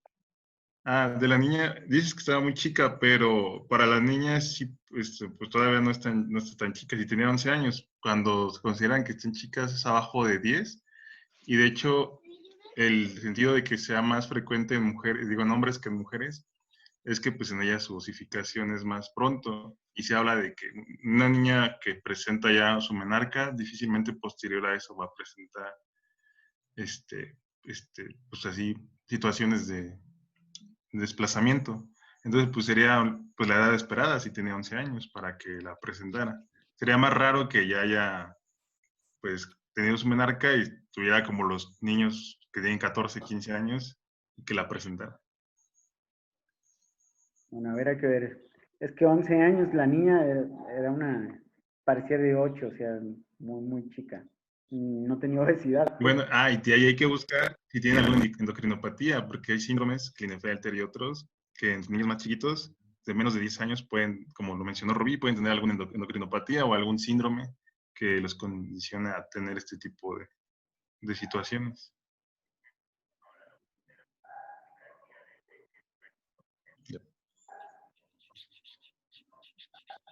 Sí, yo creo que ahí lo que pudiera ser, bueno, si en ese momento te puedes apoyar en ese caso con el ultrasonido, como mencionan, bueno, pues a lo mejor hacerlo. La verdad es que no me ha tocado ver que llegue alguien y inmediatamente se proceda a hacer ultrasonido y que se proceda a hacer, ¿no? Una artrocentesis pero también hay algunos pacientes, sobre todo que la clínica hace que lleguen a la consulta como tal, o sea, sí con limitación y con dolor ¿no? Pues es cuando los captas y pues de ahí ya pues, se tendría que ir al tratamiento, ¿no? Entonces, no he visto que a muchos pacientes se proceda a hacer ultrasonido y pues la verdad es que no. Y también pues siempre valorar, porque hay chicos, tuve un caso de un chico que venía de Durango y en las primeras radiografías se veía un deslizamiento grado 1, y cuando me lo enviaron al hospital llevaba creo que 4 o 5 meses y llegó caminando, llegó sin limitación, o sea, algo así como muy tranquilo y le tomé radiografías, le tomé una tomografía y pues ya vi que eso ya había hecho un hueso y había pasado a otra fase de la enfermedad y ya no le hice nada, ni siquiera lo fijé, o sea, solo cuenté, pero ya no le hice nada. Y era un chico de 16 años, que era un chico de 16 años que, o sea, así, anatomía es así muy, muy grande, fuerte, ¿no? Entonces, bueno, nada más observación, que dejara de hacer actividad física, eso sí, que bajara un poco de peso, pero pues ya no le hice más nada. Y afortunadamente evolucionó bien, pero sí, las primeras radiografías, pues sí se veía ahí deslizado, pero bueno, al final del día nada más habrá que ver y valorar bien al paciente.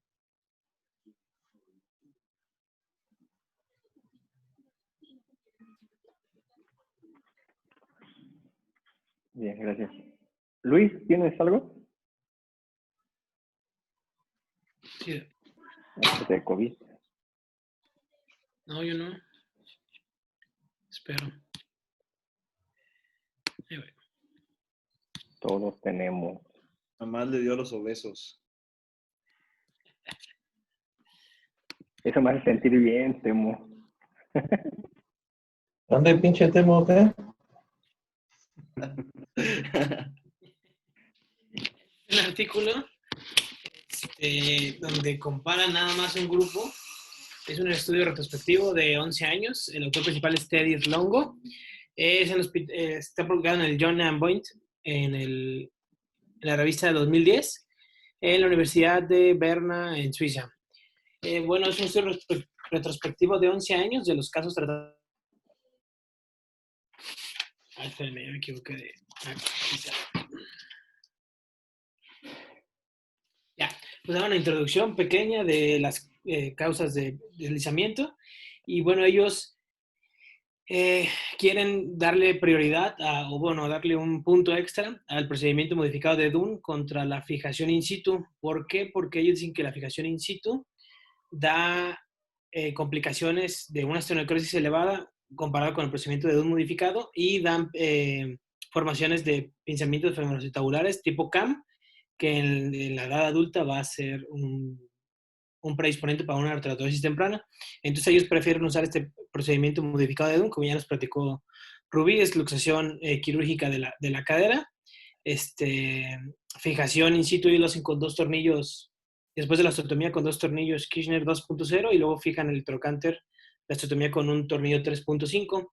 Ellos mencionan que al tener el control de la reducción, tienen una mejor reducción o más anatómica que la fijación in situ y aparte ellos controlan con un ultrasonido Doppler intraóseo la lesión que están causando con los clavillos 2.0.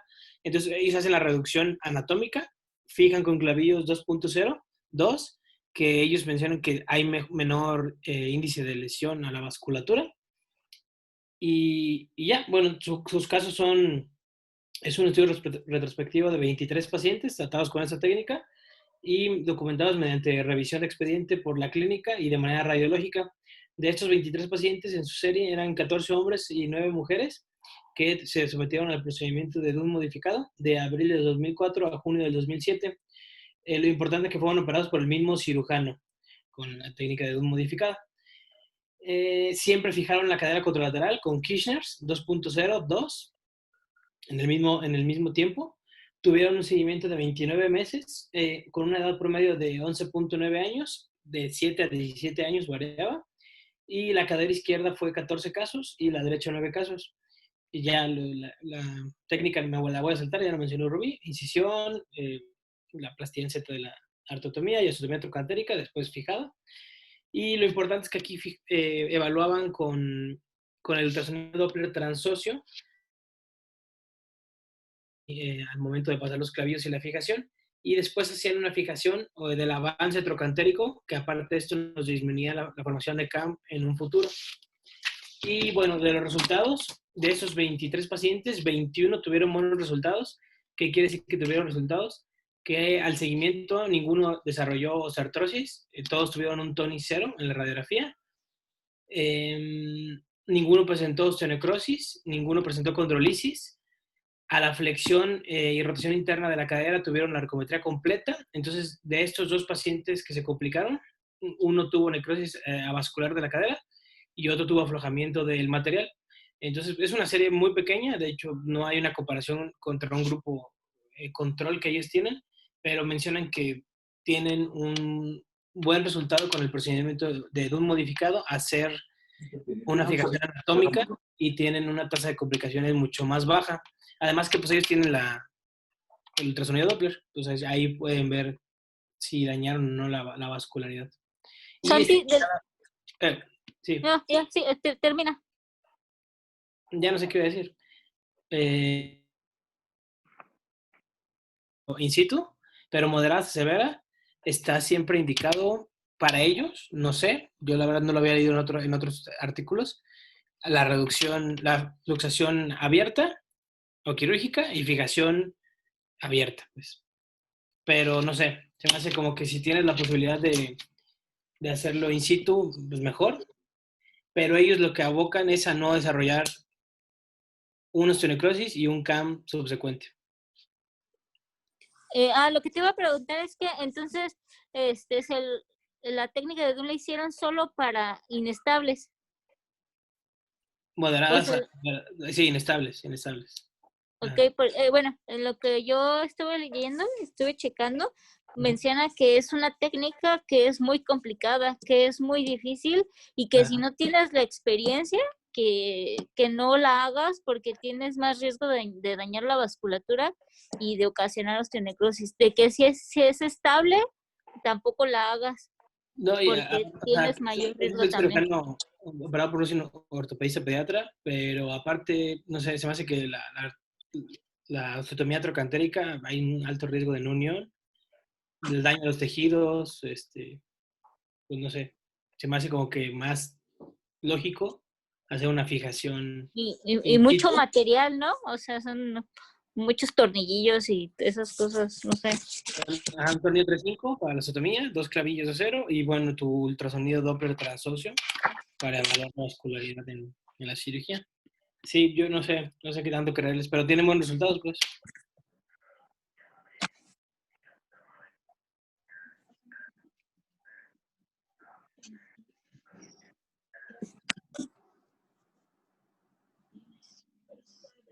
Y por ejemplo aquí con el doctor Mora, pues siempre ha sido tornillos. Yo nunca he visto que él haga o proponga otro procedimiento que no sean los tornillos.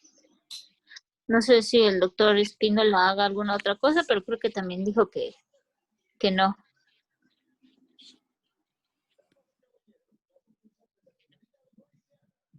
Sí, bueno, la verdad es que no he tenido la oportunidad de hacer esos procedimientos así frecuente.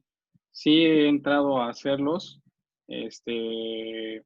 con alguno de mis maestros, sobre todo en pacientes que tienen deslizamientos inestables, porque los inestables siempre te van a dar más alteración en la anatomía. Siempre generalmente se van a ir a pinzamiento. Y básicamente ahí, de hecho, pues sí se tiene que tener, digamos, pues como en todo, pues el entrenamiento para hacer ese procedimiento. No es un procedimiento fácil. La verdad es que no es un procedimiento fácil el hecho de hacer la osteotomía trocánter y dejar el pedículo y saber dónde tienes que hacer la osteotomía.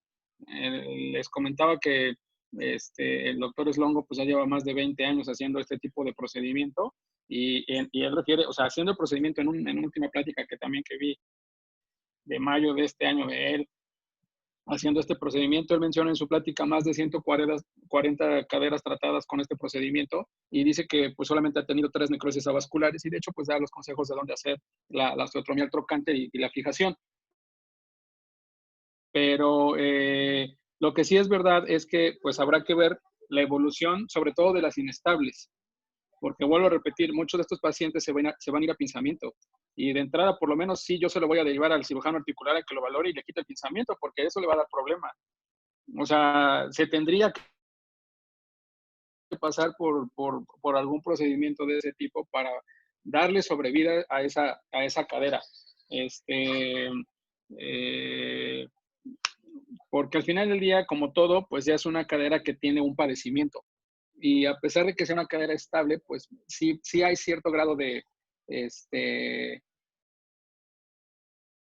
sí hay cierto grado de lesión a nivel por ejemplo, del cuello, de la fisis, se va a reabsorber y entonces por eso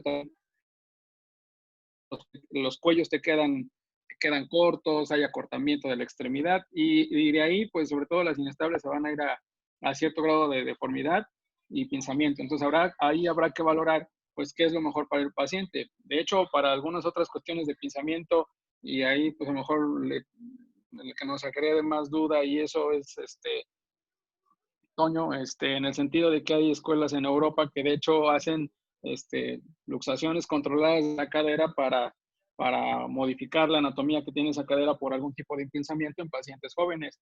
Entonces, pues sí están descritos y lo que pues platica el doctor Slongo es que les va bastante bien porque efectivamente, anatómicamente, pues su radiografía se ve mucho mejor que solamente fijarlo, pero al final del día, ¿qué tienes en cuestión del padecimiento en ese momento que vas a tratar? Pues lo que queremos es en ese momento fijarlo porque sabemos que se va a seguir deslizando.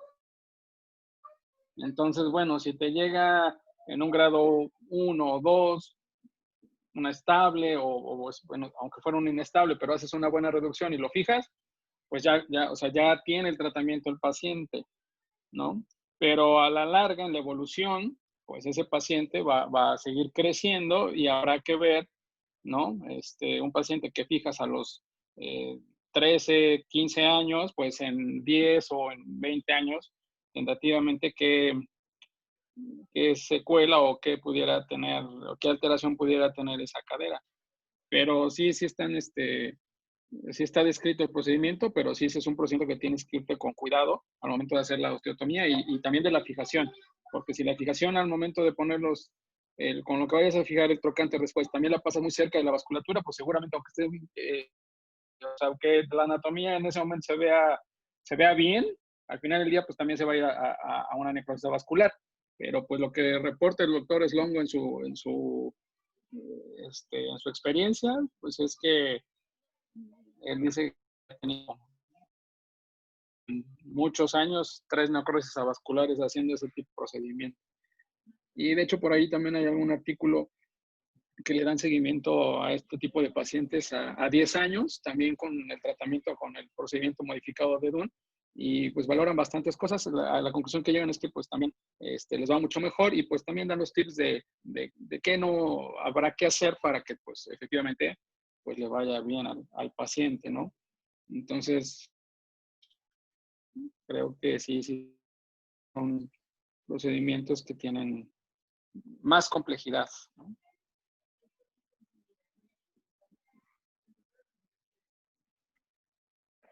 Bien. Benny, ¿tienes tu artículo? Sí.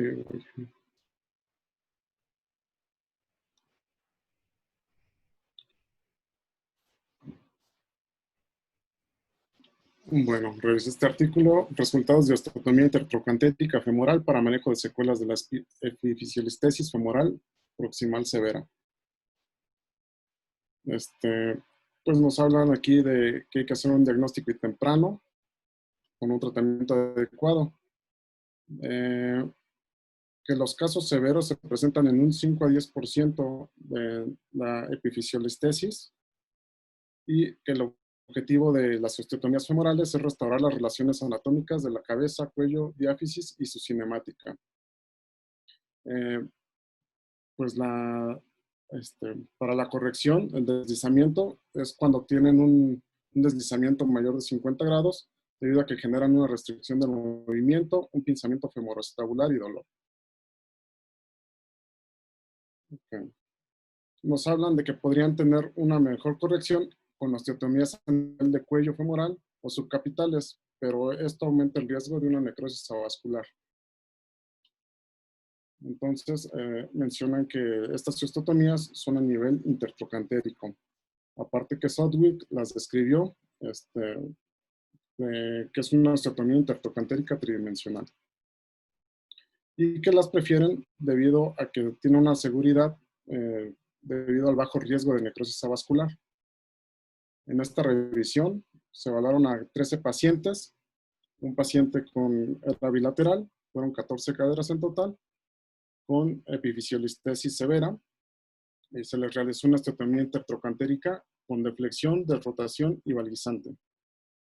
Se colocó una placa angulada y el rango, bueno, todos los casos presentaban una extremidad afectada en rotación externa con arcos de movilidad limitados, dolor y claudicación. El seguimiento fue de 10 años promedio, fueron 11 hombres, 2 mujeres, y la edad promedio fue de 15 años. La evaluación final fue hasta los 26 años. El desplazamiento, pues ya nos hablan sobre la clasificación de Sodwick. Y que que consideraban los resultados radiológicos si eran malos cuando había un espacio articular menor de 2 milímetros en comparación a la cadera normal, una necrosis avascular de la cadera femoral, un ángulo cervicodiaficiario menor a 120 o la no unión a nivel de la osteotomía. Las mediciones se llevaron a cabo por una sola persona. Y pues bueno, vamos a los resultados. Entonces, eran 14 caderas que fueron clasificadas como crónicas, estables y eran severas. Los arcos de movilidad de flexoextensión antes de la cirugía eran de 55 grados y después de la cirugía llegaron hasta 91 grados. La abducción y la aducción antes de cirugía 38 grados y después hasta 59. La rotación interna y externa antes de la cirugía de 22 grados, posterior a 32. Hubo un acortamiento promedio de 2.2 centímetros en estos pacientes. También usaron una calificación de cadera del Iowa o Lowa, no sé cómo se pronuncia, y que esta fue de una calificación de 84 puntos, teniendo un 69% como un resultado bueno. También usaron otra escala de POTSI, que tuvieron un puntaje de 90. Y en la clasificación de Southwick, el dolor, en el 30% lo consideran como excelente, en el 46% como bueno. Respecto a la función, fue excelente en el 46% de los pacientes y bueno en el 38%. En la claudicación, fue excelente en el 7%, bueno en el 38%, regular en el 23% y malo en el 30%. La movilidad también fue en un caso excelente, 7, o sea que eran el 53%, lo calificaron como bueno, y malo en un 30%. Entonces llegaron a la conclusión de que los resultados de las osteotomías para el tratamiento son satisfactorios cuando son casos severos. El pronóstico es bueno y con una baja incidencia de necrosis avascular. Ellos en las 14 caderas que operaron no reportaron ninguna necrosis avascular y sí resultaron buenos resultados respecto a la movilidad y el dolor. Y pues nada más sobre este artículo.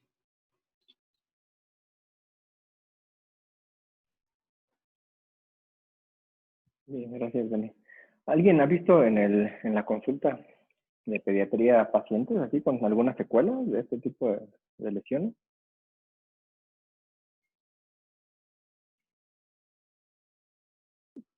¿Todos buen pronóstico desde el primer tratamiento? No, sí, varios,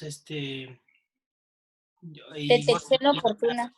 Y adultos jóvenes que llegan a la consulta del doctor Elizondo, ya con, o sea, no sé, entre 20 y 30 años con artrosis. Sí hay varios.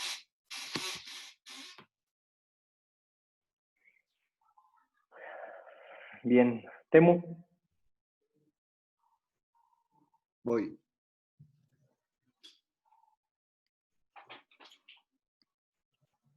¿Ahí lo pueden ver? Sí. Ok. Bien, el mío es un artículo de revisión. Realmente menciona, pues ya lo dijeron básicamente todo. Que es una patología común, que normalmente se va a dar en la etapa de crecimiento.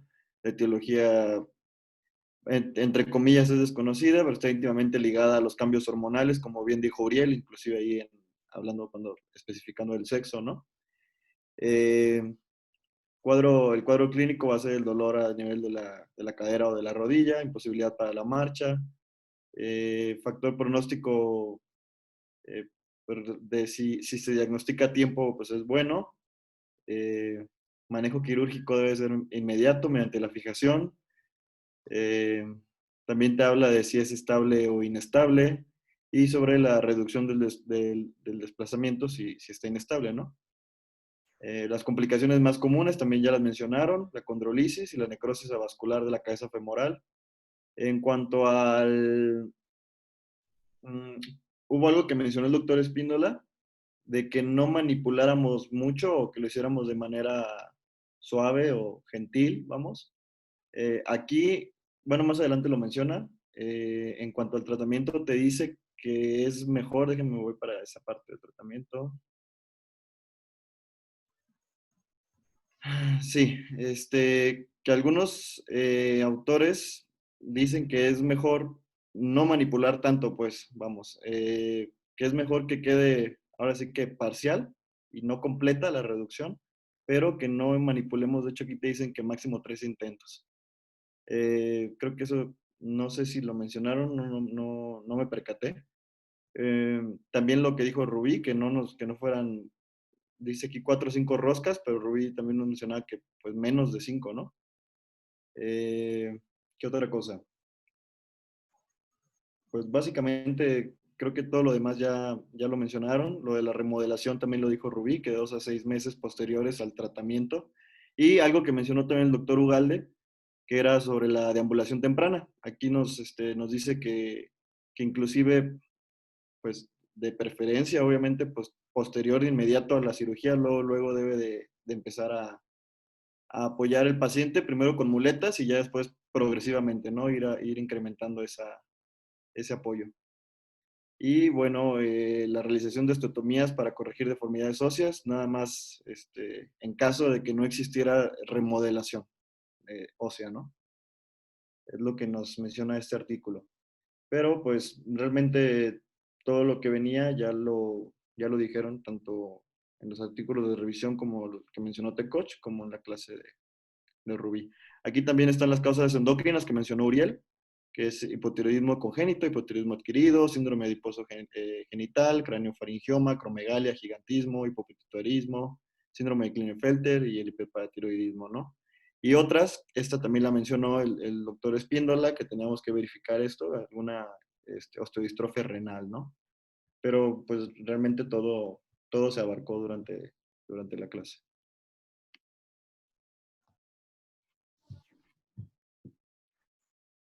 Excelente. Ya nada más leanlos bien a conciencia, revisen la clase, porque insisto, de este tema vienen preguntas. Uriel, Sí, remata. Hoy.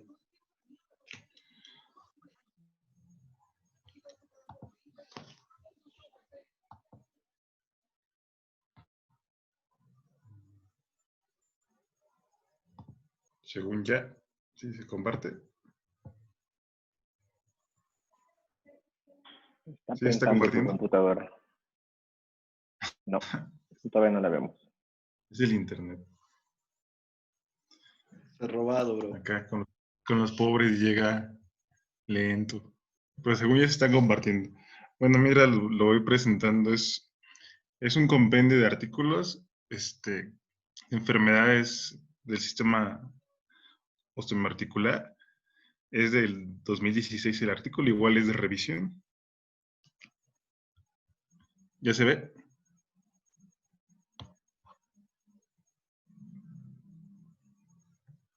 Sí, ya se ve. Ah, ok. Y bueno, pues al ser de revisión, pues básicamente pues ya se dijo todo lo que viene en el artículo, lo que les mencionaba y que ahorita mencionó Temo, lo de la edad, dependiendo, también depende mucho del sexo.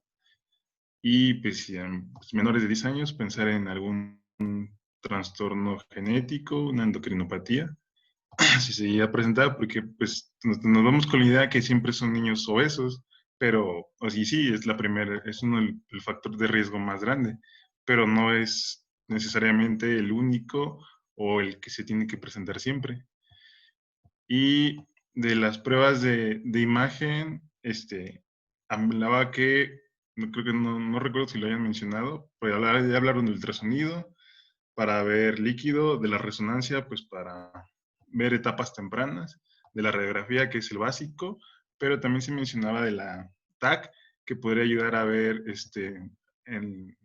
pues, el proceso de remodelación ósea. Y lo que comentaba ahorita Santi y Rubí, bueno, Rubí que comentó respecto a lo que dijo Santi, que sí, y como también comentó el doctor, que las osteotomías, pues aquí está,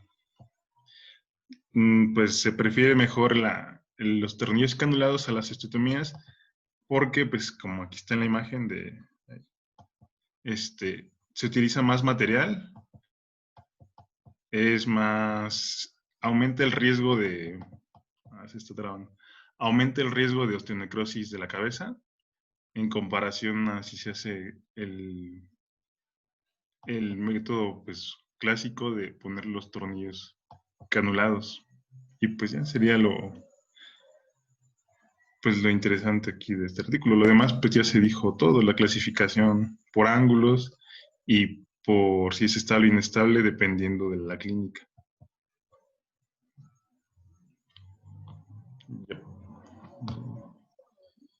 Pero no sé si se alcanzó a ver la imagen porque se movió esto y se trabó, pero en la imagen pues está todos los que se utilizan más tornillos y pues es más cruenta al realizar la osteotomía y todo lo que se utiliza en comparación con solo colocar los tornillos canulados.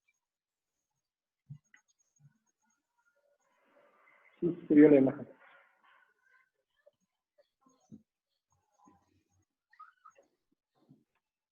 Bien, pues no sé, ¿alguien más que tenga algún comentario? Doctor Díaz, doctor Ugalde, que anda por ahí todavía.